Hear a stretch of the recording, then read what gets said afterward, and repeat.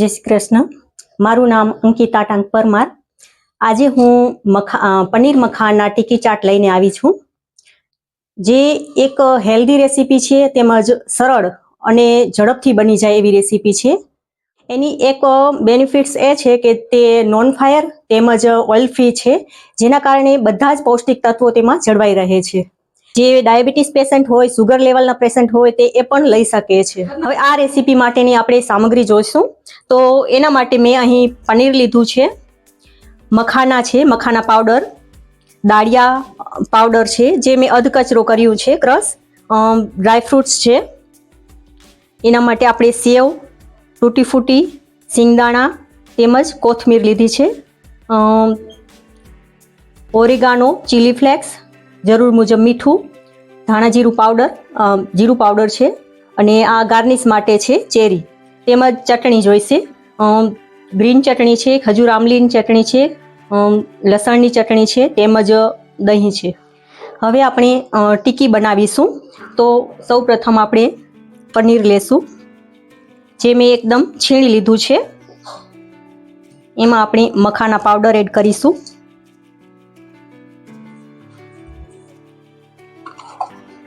આ દાળિયા પાવડર છે, અધકચરા ક્રશ કર્યા છે, અને ડ્રાય ફ્રૂટ્સ છે, જે એ પણ મેં પાવડર બનાવી લીધો છે.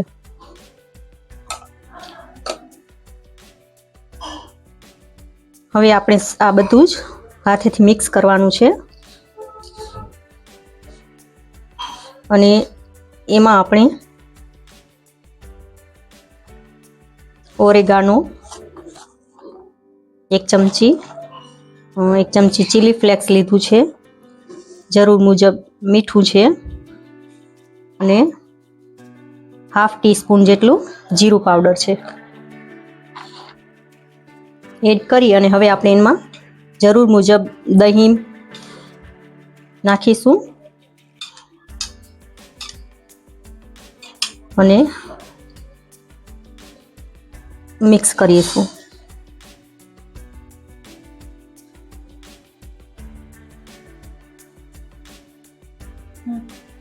હવે આપણે તેમાં કોથમીર એડ કરીશું,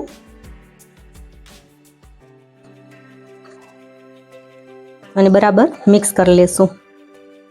હવે મિક્સ થઈ ગયું છે, તો હવે આપણે ટીકીનો શેપ આપી દેશું.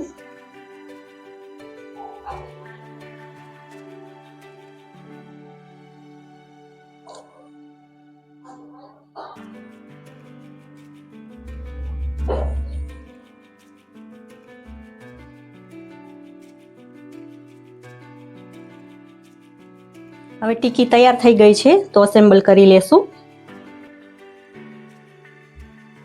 હવે એમાં આપણે લાલ ચટણી, ગ્રીન ચટણી,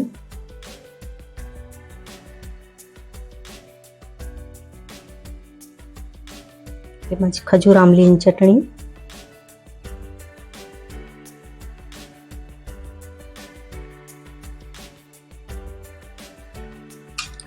દહીં,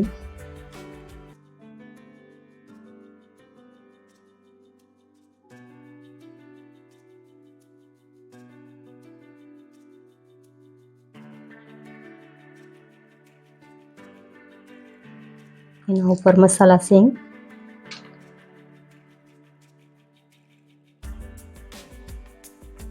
તૂટી ફૂટી,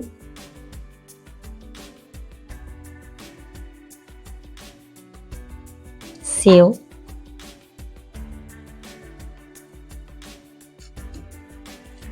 ફરી આપણે ખજૂર આમલીની ચટણી એડ કરીશું, અને દહીં. આપણે ગાર્નિશ કરીશું કોથમીર અને ચેરી.